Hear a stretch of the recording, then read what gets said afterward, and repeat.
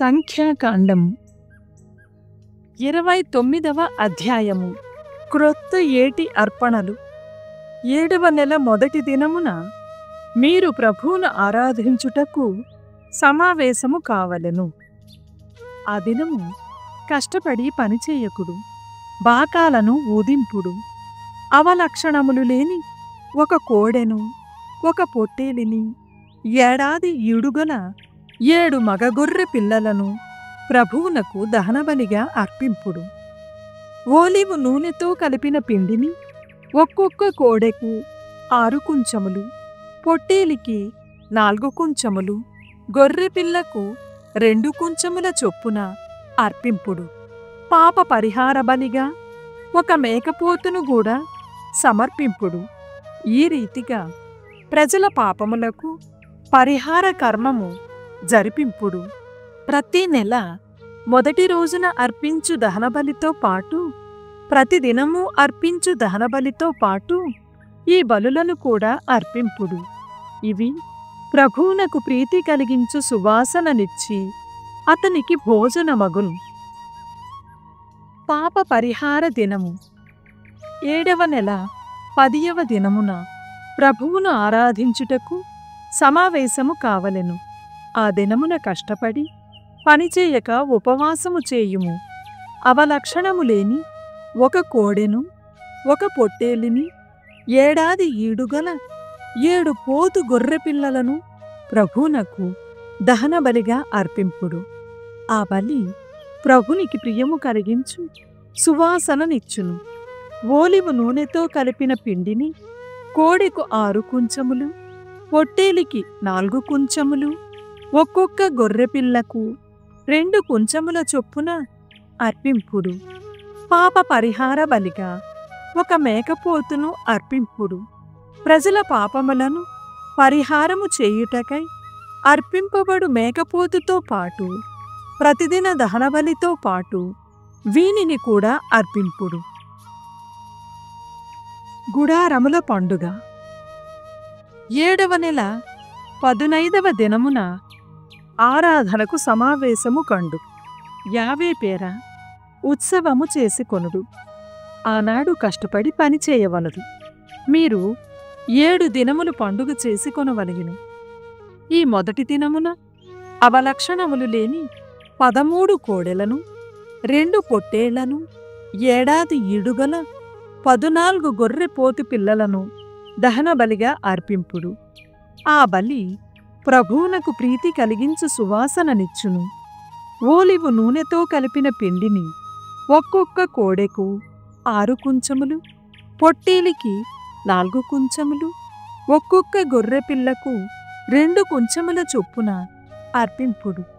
పాప పరిహార బలిగా ఒక మేకపోతును అర్పింపుడు. ప్రతిదిన దహన బలులతో పాటు దీనిని కూడా సమర్పింపుడు. 2వ దినమున నిర్దోషములైన 12 కోడెలను, 2 పొట్టేళ్లను, ఏడాది ఈడుగల 14 గొర్రెపోతు పిల్లలను సమర్పింపుడు. మిగిలిన వానినన్నిటినీ మొదటి రోజున అర్పించు రీతిగానే అర్పింపుడు. 3వ దినమున నిర్దోషములైన 11 కోడెలను, 2 పొట్టేళ్లను, ఏడాది ఈడుగల 14 గొర్రె పిల్లలను అర్పింపుడు. మిగిలిన వానినన్నిటినీ మొదటి రోజున అర్పించు రీతిగానే అర్పింపుడు.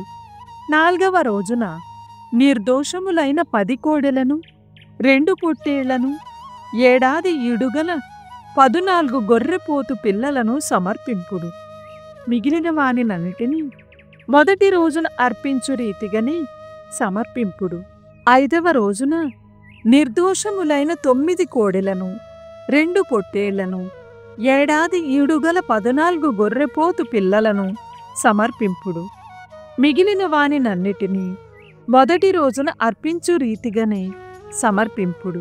6వ రోజున నిర్దోషములైన 8 కోడెలను, 2 పొట్టేళ్లను, ఏడాది ఈడుగల 14 గొర్రెపోతు పిల్లలను అర్పింపుడు. మిగిలిన వానినన్నిటినీ మొదటి రోజున అర్పించు రీతిగానే సమర్పింపుడు. 7వ రోజున నిర్దోషములైన 7 కోడెలను 2 పొట్టేళ్లను ఏడాది ఈడుగల 14 గొర్రెపోతు పిల్లలను సమర్పింపుడు. మిగిలిన వానినన్నిటినీ మొదటి రోజున అర్పించు రీతిగానే సమర్పింపుడు. 8వ దినమున ప్రభువును ఆరాధించుటకు సమావేశము కావలెను. ఆ దినము కష్టపడి పనిచేయవలదు. నిర్దోషములైన 1 కోడెను 1 పొట్టేలిని ఏడాది ఈడుగల 7 గొర్రెపోతు పిల్లలను ప్రభువునకు దహనబలిగా అర్పింపుడు. ఈ భోజన బలి ప్రభువునకు ప్రీతి కలిగించు సువాసననిచ్చును. మిగిలిన వానినన్నిటినీ మొదటి రోజున అర్పించు రీతిగానే సమర్పింపుడు. మీకు నేను నియమించిన పండుగలందు మీరు సమర్పింపవలసిన దహనబలులు, ధాన్యార్పణములు, ద్రాక్ష సారాయార్పణములు, సమాధాన బలులు ఇవియే. వ్రతములు పట్టుట వలననైనను బుద్ధిపూర్వకముగానైనను మీరు సమర్పించుకుని సమర్పణములు మాత్రము పైలెక్కలోనికి రా. ఈ రీతిగా మోషే యావే తన్నాజ్ఞాపించిన కట్టడలనన్నిటినీ ఇశ్రాయేలీయులకు తెలియచేసెను. 30వ అధ్యాయము. వ్రత నియమములు. ఇశ్రాయేలు గోత్ర నాయకులకు మోషే యావే కట్టడలను ఇట్లెరిగించెను. మీలో ఎవరైనా యావేకు ఏదైనా సమర్పించెదనని వ్రతము పట్టిన ఎడల, లేక దేనినైనా ప్రమాణము చేసిన ఎడల అతడు తన మాట నిలబెట్టుకోవలెను. తండ్రి ఇంట వసించు కన్య ప్రభువునకు మ్రొక్కుకొన్నను, లేక బాస చేసినను తండ్రి అంతరాయము కలిగింపకున్నా ఆమె సర్వవిధముల మాట దక్కించుకోవలెను. కాని తండ్రి ఏదైనా అంతరాయము కలిగించినా ఆమె తన వ్రతము తీర్చుకోనక్కరలేదు. తండ్రి ఆ కన్య వ్రతమును నిరాకరించెను గనుక ప్రభువు ఆమెను మన్నించును. తెలిసిగాని తెలియకగాని ఒక కన్య ప్రభువునకు మ్రొక్కుకొనవచ్చును, లేక ప్రమాణము చేయవచ్చును. కాని అటు పిమ్మట ఆమె వివాహము చేసుకొన్నప్పటికీ భర్త అడ్డు చెప్పనప్పుడు తప్పక తన మాట నిలబెట్టుకోవలెను. కాని భర్త అడ్డు చెప్పినచో ఆమె మాట దక్కించుకోనక్కరలేదు. ప్రభువు ఆమెను మన్నించును. విధవా లేక భర్త విడనాడిన స్త్రీ తాను పట్టిన వ్రతము నెరవేర్పవలెను. చేసిన ప్రమాణము నిలబెట్టుకోవలెను. వివాహిత అయిన స్త్రీ పట్టిన వ్రతమును గాని చేసిన ప్రమాణమును గాని భర్త అడ్డు చెప్పనప్పుడు తప్పక నిలబెట్టుకోవలెను. కాని భర్త అడ్డు చెప్పినచో ఆమె వానిని పాటింపనక్కరలేదు. భర్త ఆమె వ్రతమునకు అడ్డు చెప్పెను గనుక ప్రభువు ఆమెను క్షమించును. భార్య వ్రతములను ప్రమాణములను కొనసాగించుటకు గాని కొనసాగింపకుండుటకు గాని భర్తకు అధికారము కలదు. కాని అతడు ఆమె వ్రతములను గూర్చి గాని ప్రమాణములను గూర్చి గాని ఏమియూ అనడేని ఆమె వానిని పాటింపవలెను. అతడు అవరోధము చేయకుండుటచే అవి చెల్లునట్లు చేసెననియే భావింపవలెను. కాని అతడు మొదట కాక కొంతకాలమైన తరువాత భార్య వ్రతములను ప్రమాణములను కొనసాగనీయడేని భార్య వ్రతములను తీర్పని దోషమును తానే భరించును. తండ్రి ఎంట వసించు కన్యగాని భర్త ఎంట వసించు భార్యగాని పట్టిన వ్రతములను గూర్చి ప్రభువు మోషే ముఖమున ఇచ్చిన కట్టడలు ఇవియే. ద్వితీయోపదేశకాండము 29వ అధ్యాయం. 3వ ఉపదేశము. ఐగుప్తు నిర్గమనము నిబంధనము. మోషే ఇశ్రాయేలీయులందరినీ ప్రోగుచేసి ఇట్లనెను. ప్రభువు ఐగుప్తు రాజుకు ఫరోను అతని ఉద్యోగులను అతని దేశమునేమి చేసెనో మీరు కన్నులారా చూచితిరి కదా. ప్రభువు పంపిన ఘోర వ్యాధులు, సూచక క్రియలు, అద్భుత కార్యములు మీరెల్లరూ చూచితిరి కదా.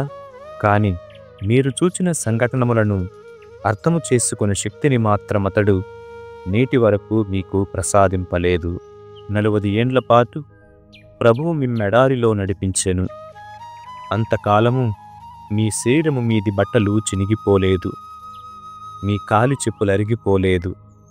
అప్పుడు మీకు తినుటకు భోజనము దొరకలేదు, త్రాగుటకు ద్రాక్ష సారాయము గాని ఘాటైన మద్యము గాని లభింపలేదు. అయినను ప్రభువు మీ అవసరములను తీర్చెను. దానివలన ప్రభువే మీ దేవుడని వెల్లడి అయినది. మనము ఈ తావు చేరుకొనినప్పుడు హెష్బోను రాజగు సీహోను, బాషాను రాజగు ఓగు మన మీద యుద్ధమునకు వచ్చిరి. కాని మనము వారిని జయించితిమి. వారి దేశమును స్వాధీనము చేసుకొని రూబేను, గాదు, మనష్షే అర్ధగోత్రములకు పంచి ఇచ్చితిమి. మీరీ నిబంధనపు షరతులన్నిటినీ పాటింతురేని తప్పక వర్ధిల్లుదురు. నేడు మీరు ప్రభువునెదుట ప్రోగైతిరి.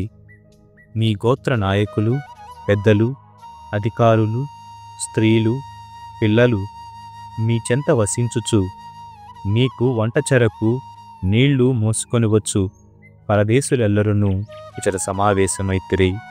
మీరు నేడు ప్రభువు మీతో చేసుకొనబోవు నిబంధనమును అంగీకరింపనున్నారు.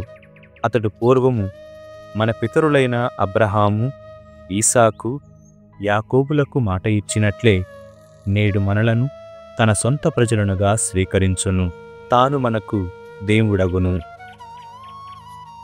నిబంధనము భావితరములు. నేడు ప్రభువు మీతో మాత్రమే ఈ నిబంధనము చేసుకొనుటలేదు, మీరు మాత్రమే దాని బాధ్యతలను అంగీకరించుటలేదు. నేడు తన సమక్షమున సమావేశమైన మనతో చేసినట్లు సమావేశము కాని మన సంతానముతోనూ కూడా ప్రభువు ఈ నిబంధనము చేసుకొనుచున్నాడు. ఐగుప్తున జీవించుటయనగా నెట్టిదో, ఇతర జాతుల రాష్ట్రముల గుండా పయనము చేయుటయనగా నెట్టిదో మీకు తెలియును. ఆ ప్రజలు కొయ్యతో, రాతితో, వెండి బంగారములతో చేసుకొనిన హేయమైన విగ్రహములను మీరు చూచితిరి. కనుక నేడిట ప్రోగైన వారిలో ఏ స్త్రీ గాని, ఏ పురుషుడు గాని, ఏ కుటుంబము గాని, ఏ గోత్రము గాని ప్రభువును విడనాడి అన్యజాతుల దైవములను పూజింపకుండునుగాక.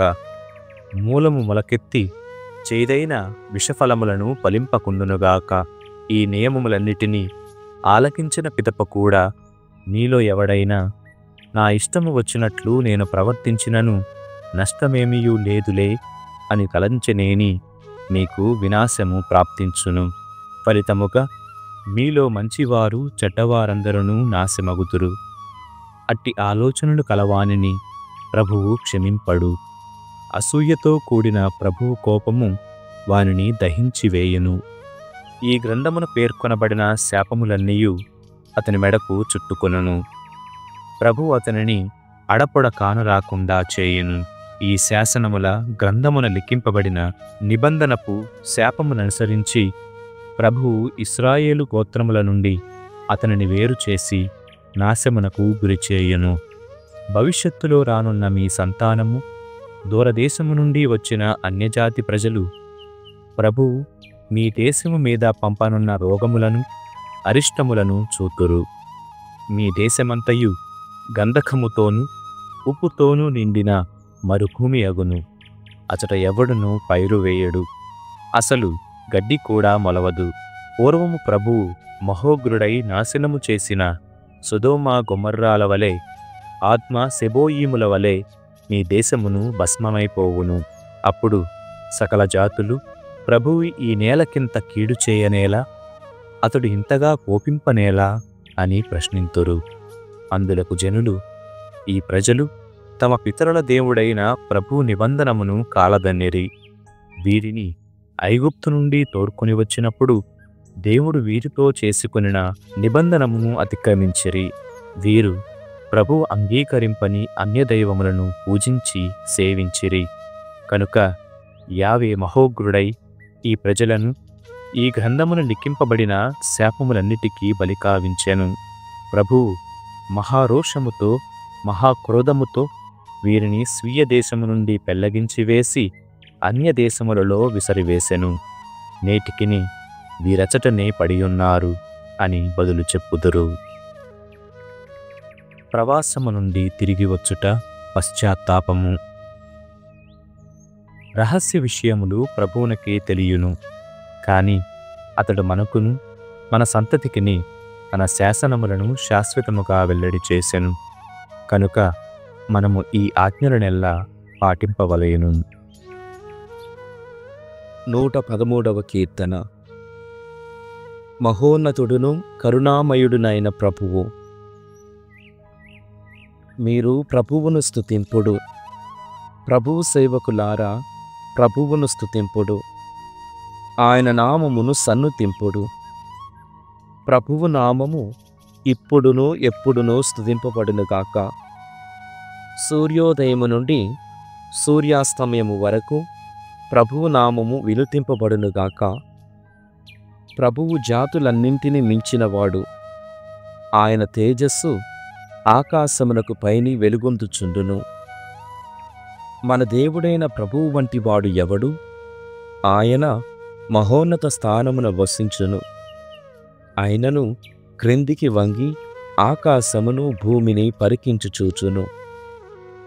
ఆయన పేదలను దుమ్ములో నుండి పైకి లేపును, దీనులను బూడిద నుండి లేవనెత్తును.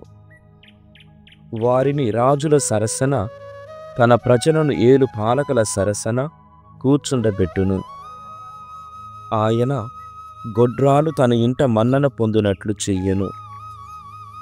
ఆమెకు బిడ్డలను వసగి సంతుష్టి కలిగించును. మీరు ప్రభువును స్తుతింపుడు.